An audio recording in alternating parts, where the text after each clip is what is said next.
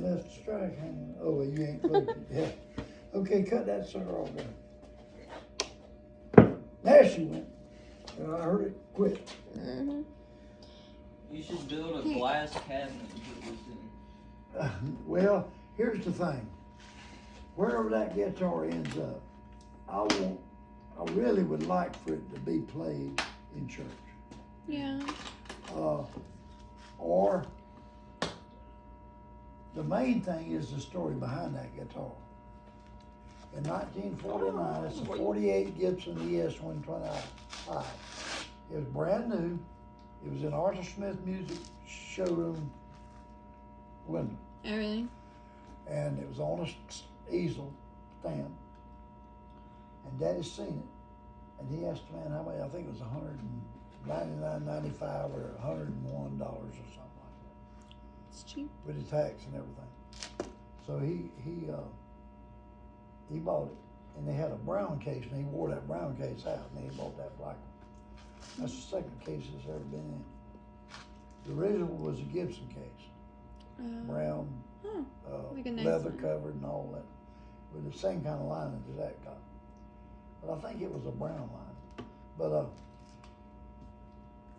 he was going to sell his house in Brooksville because he'd been preaching in Dunellen and Inverness, Bushnell, Floral City, all these little towns around Brooksville.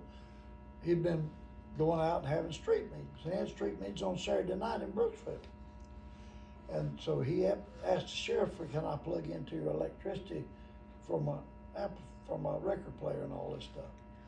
And he said, Donald Smith, if you come up here and ask me one more time, can you plug in? I'm not gonna let you. Plug the thing in. Don't come and ask me every time. So he said, I just took it for granted from now on he would be okay. So I plugged it in. And I remember there was a vacant lot across the street from where he set up at the courthouse square. On the northwest corner of this courthouse square, he set up his record player, loudspeaker, and all that. And he's preaching on the street. Well, on the vacant lot over there's where all the crowd would gather up across the street because you could still hear everything good, but they were out of the way of the traffic and all that. But on the side of the building was the furniture store. It was painted a big old sign advertising RCA Victor. And you know what that was. The dog is here up to the old Victrola, the RCA Victor. They call it a Victrola because it had played records with a needle and it had a little horn coming up and then the dog was listening. He said he hears his master's voice. Wow. And it was painted on the side of that furniture store, and I'll never forget that. Right? I mean, I can remember it like it was yesterday. And they used to gather up at the courthouse square during election because we didn't have TV. We didn't have, way to get election results. That's right. But they would all gather up at the courthouse square and they had a big old chalkboard. And whoever was running for governor and senator and all that, they would, and during the presidential election, they'd have the president and all that. You had radio, didn't and you? they'd fill in how many votes they'd get on with chalk. But you had radio, right? Yeah, but that's how they got their information. But everybody didn't have a radio. We didn't have a radio. Really? So he'd been preaching all around part-time and working a job at cutting meat, hauling bread or whatever. And he run the insurance depot for a while. And back then, $50 was a good salary for a working man. $50 was a good salary. They'd make $50 a week cutting meat. Wow. Well, he took the insurance job, and he made anywhere from $75 to $125 every week. Wow. On the insurance debt. And all it was 10-cent policies and 15-cent, 20-cent, 25-cent policies collected every week. Yeah. And he'd go by, get the thing out of the envelope, if they wasn't home, mark them, take the money out of the envelope, mark the card, put it back, and we go on to the next one. Wow. And one of the thrills of me going with him on Saturday on the debit, or if I was out of school in the summer, we would go during the week.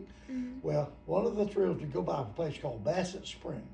It was an artesian spring, and it was the best water. Boy, that thing was cold and Wow. good water. And Daddy would take an envelope. Of course, they had a little thing up there that you close it up and wrap a string around it to keep it shut. That they put on the porch to put their card in for the insurance. Well, he would put a string around that string on that went around the little round The thing. knobs, yeah. On the flap. He would take and let it open it up like that, squeeze it, and let it down in there, and it lay in that water, and then finally fill up and go like that. Bring it up and drink it. And boy, it was in the old Croom Road. I like that. Go out on the road was patched so much. All it was patches. It was just patches of an old country road going out there, one lane road, and that was something I remember from my childhood. But anyway, in '49, I was 10 years old that summer. I knew God answered prayer. That was the first time I knew God answered prayer. I said, God, do not let me have Miss Stice in the 5th grade. She was wore them medium-sized heels. She meant business. Oh. She was a lady of the first order.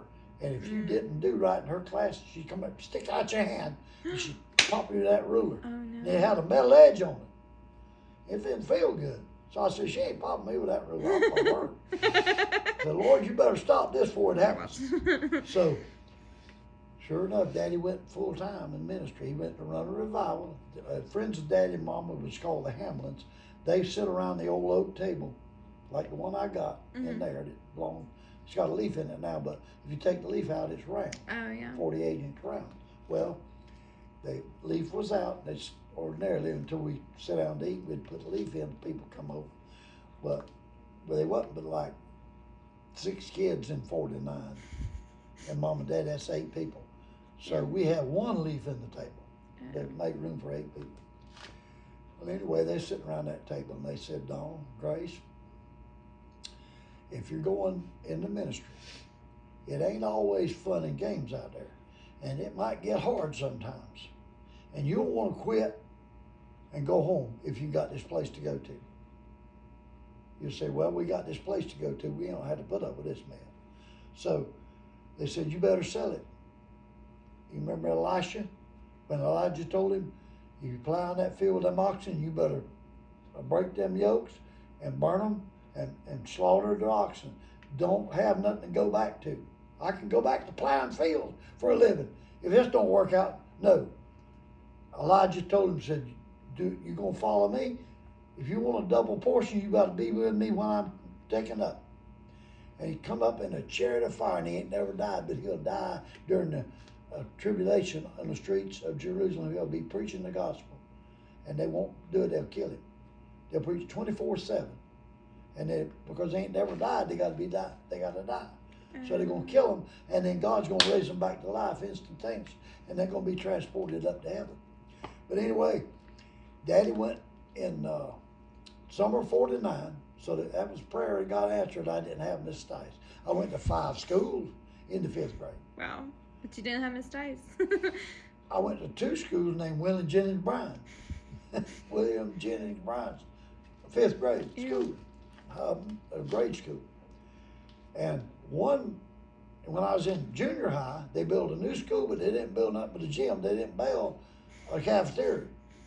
So we had to march at lunchtime down to William Jennings Bryan, where I went to grade school, and eat there. And they made these square, about seemed to me like they were like almost 3/4, might have been a 1/2 inch thick. They had fork marks in them, so you know what they were. They were peanut butter squares. Oh. Cookies. Oh I would trade anything on my plate for one of them cookies. And Really? a lot of people didn't like them. So I ended up, sometime my lunch was 5 of them.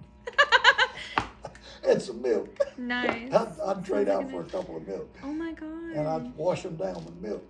I love them. You gotta- And that lady could make up, Lord have mercy. And they had molasses in them, and they had, brown sugar and all that stuff. Really? Cinnamon, all that. But the peanut butter was the main thing. But I'm telling you what, they were good. But anyway, Daddy preacher was a Bible at that building that they had built. They didn't have no congregation. She was a preacher. Miss Hamlin was a preacher. Well, her husband was an excellent carpenter. So she said, well, how about us building a church on that corner, and then we'll find some way to fill it up. And I can pastor it after it gets full. So Mom and Daddy sold that place. They rented a house between Tampa and Plant City, and we lived out there, and we drove back and forth to the meeting. Supposed to be 2-week revival to see what God will do. Let's see what God will do. I tell you, I don't think you even got to be called to preach. I think if you want to see people get saved and get right with God and get their life straightened out, if that's your heart, God will honor that, and He'll save them people. All they done was play 3 chords and move the capo for a different key. And Miriam played the piano. She was, I was 10, so she was 14. Wow. And she played the piano, and Daddy played the guitar. And then it went for 10 weeks. And Daddy go out around the neighborhood with a loudspeaker and playing them old records he had. I Saw the Light by Hank Williams. Yeah. and Chuck Wagon Gang. He had a 78 of the Chuck Wagon Gang. So 78 back in them days. And all you had, and they're about that thick. And it had one side, some of them. Oh. So the later ones had 2 sides. Wow. They learned how to Fancy. do both sides. Anyway, he'd go out through the neighborhood. Well, old brother Gillette, Mr. Gillette at the time, he was 70 years old. He lived in the old White House on the corner, about catty corner from the church building. Well, Daddy'd go right by his house, and he said, I'm tired of that preacher's bugle. I'm tired of that bugle. Playing that gospel music and preaching at me, inviting me to revival meeting. Now, my mama was a good Christian, but I ain't going to no revival meeting. I don't want nothing to do with that. So he said, I'm going to drown that preacher's bugle. On Saturday, he got his check on Friday. Social Security check. I think it was like probably $90, $70, something like that per month. Anyway, back in them days, it wasn't much. So Still ain't much. he went to every joint that he used to drink liquor or beer or whatever. He went to the first joint and drank the next place. He drank, trying to get drunk, drown that preacher's bugle. Well, he ended up being the only granddaddy I ever knew, because he couldn't get drunk.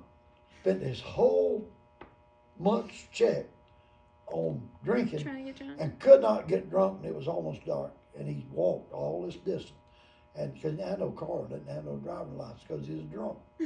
So he went and fell on the porch, and he told his friend, he said, you better pray for me. I'm dying. He was so sick he thought he was going to die. But he couldn't get drunk. He was sober. And he knew it was just everything he was doing. He was in his right mind. Yeah. And so he told his friend, I can't remember his friend's name, he said, you better pray for me. He said, I'm dying. And so his friend, he told this in church, he testified. He said, he told me, you better pray for your damn self. I don't know how to pray. And so old man Gillette said, well, I don't either, but I'm going to give it a try. My mama used to pray. So I'm going to see. He said, dear God, if you're up there, if you let me live till in the morning, I'll go to that little church and I'll give my heart to you and I'll live for you the rest of my life. And I will never forget the sound we had already started singing. And I heard that chains on them 2 24-inch doors open like that. And one of them had a pull chain on it, but it wasn't latched. It was just, they had kind of pulled it and left it about that far open. But the other one was all the way almost open. And so it'd file in, the door would go back and forth with people going by, bumping it. Well, and the knob would hit the wall and he'd come back. But anyway, I remember that door fat. And I remember that chain on that door rattling when that opened. I need help. I need God. And boy, Dad stopped everything. Here's a customer right here. Oh, my And so he said, if you're a born again child of God and you're right with God, I want you to come down to this altar and pray for me. I need to get saved. I need to get right with God. I go as far as I can go, the way I want to go. I want to go God's way. And he said, but if you're a damn hypocrite, you keep your seat and keep your hands off of me. That's what he said. Oh my gosh. And Daddy's going like, that means you didn't know cussing in church, But he wasn't saved. Yeah. But he went down to that altar, and when he stayed there about 10, 15 minutes, and he got saved. He got baptized in the Holy Spirit. Wow. Immediately got up speaking in a language he never learned. And he laughed like a hyena, went for 15 minutes probably from one side of that about 30-foot wide building. He went from one side to the other, just laughing and slapping his hand and doing like that. That holy laugh? he said, well, what's your name, bud? He said, Smith, Donald Smith. He said, well, Brother Smith, see if you can find a chord on that guitar that I get in. Can you think it? Dad said, I'll find you. If you can sing it, I can play it. So Miriam, she found him on the pen. And he said, it's a song my mama taught me when I was a kid. Well, I do feel good and I don't feel bad. Got the best feeling that I ever had. I'm so glad I found it. This lovely Canaan land I'm living in. I'm so glad I found it. And he went to laughing again. Daddy said, sing that thing again, brother. Said, I found you now. So they played and sang. He sang with them playing. Oh, I feel good and I don't feel bad. Got the best feeling that I've ever had. I'm so glad I found it. This lovely Canaan land I'm living in. He said, Brother Smith, I used to wasn't in it, but I'm in it now. And he was the only Granddaddy ever knew. He'd come over with us kids and play with us kids. Really? Daddy had built a house to sell, to make money, with some of the money from the place he sold. Well, it was on Blackberry Avenue, so it ain't there. They bulldozed it, built a whole lot of other mess there now. But he built that house. Well, we went across the street and got some chicken manure to fertilize the yard. We didn't know all them chickens had fleas. What? And we put that Chickens fertilizer, have fleas. So we put the fertilizer in the yard. Guess what? We had more fleas than we had fertilizer. Some fleas than we had grass. That sounds like a nightmare. Brother Gillette would come over and he'd chew bubble gum, and he'd give us kids bubble gum and everything. And so he'd chew that bubble gum and then he'd throw it out in the yard, and them fleas would cover it. They liked anything sweet. What? He said, Brother Smith, we get enough bubble gum, we can kill all them fleas. At least we capture them. And he'd pull that bubble gum, he'd say, he couldn't blow a bubble, but he'd stretch it. Way out, like, and you hear Mom and Daddy coming, he said, like he hadn't done nothing. Those kids, look, we hung out there, we couldn't get it back up. Daddy said, I know what y'all been doing, y'all been stretching that gum. I didn't know you didn't have grandparents. Well, my grandmother on Mama's side was still alive when I was born. She said, that kid's not going to make it. He ain't going to make it. You? And the nurse said, I'm worried about it. Because I was a blue baby. I had the cord wrapped around my neck and it was choking me to death. Couldn't get no oxygen. Well, you don't need it when you're in the womb, but when you come out, you do. I remember the day that your grandmother, she come out there and slid down in a heap in the hallway. Just up against the floor, the door, the wall, and just slid down the floor and said, that baby's tore all to me. Grandmother. But you had a bowel movement just as you were trying to come out, and that's what eased and slicked the way for you to come out. And so they were fixing, they were trying to pull you out and they couldn't get you out. Wow. But that bowel movement you had as you were being born, you me started out. right away, boy. You're full of Ew, it. that's gross. I wasn't full of it anymore. I'm just telling you, that's slicked the way for you to come out. Same And I as- went in there when she said they tore you all to pieces. I was heading in there. I was going to see who done what. I meant business. I busted in there. No jacket, no coat, no mask or nothing. And about that time you went, "Wah!" I said, oh, she's okay now. She's been going ever since. That saved my life. But that's the story behind that guitar. Okay. It was used in that revival. And that guitar has seen more people come to Christ than most preachers. That's an old guitar. Yeah, well, you saw the back of the neck where Daddy played it. All the finish wore off from here to here. Wow. All down to All the of it. base coat. Wow. And it's been knocked over. It's been all these things here. Does it have different Does it times. have a name? Huh? Does it have a name? Gibson. Is that it? It's got the open G at top. Some of them didn't have the open G. You know it's been monkeyed with. They put the later logo on it. It's not the original. Right. But that's got the open G. Like that. There's subtle differences in the different models. Yeah. Even of the ES-125, what year and all. Madonna bought a 52 just like it. That's Really? a 48. She bought I think it's a 52 according to the serial number. Yeah. I ain't never looked it up, but she sent me the serial number. She said she looked it up and it's 52. So I took her word for it. Okay. But it's identical to that one there. Really? But I looked it over and I can't see any difference in Daddy's and hers. So evidently they made that same thing. The same thing. And one thing kills the value, there's a lot of them. They're everywhere. You're right. So it's worth like 35 to 4,000 somewhere in that neighborhood. It tops. It's a beginner's guitar. And that's not It's a much. student guitar, but it's full size but it has the short throat. Now this one has the long The throat. long one. Huh. But Papa. if I could donate it to a museum, gospel music museum, Really? Hall of Fame or whatever, and have it on a stand, but have the story encased and laminated and on an easel beside it. I wouldn't want the guitar and the story to be separated. Yeah. You know. No. And it was used in this church in 1952. And they had Gordon Street Assembly in Plant City, and then it was used in Oak Alley. Oh, I took Joe. He was like 4, 5, 6, 7 years old when we lived in Oak Alley, Yeah. and he didn't remember all of where everything was at. So when we were down there for Mirror funeral, I took him down there. In fact, Keith drove, and we went in Madonna's old white Suburban. Oh. She got one of them short Suburbans. Yeah. I guess that's what it's called. Yeah, it's an old model. She Probably. don't like the new one. She likes Really? that. It's like a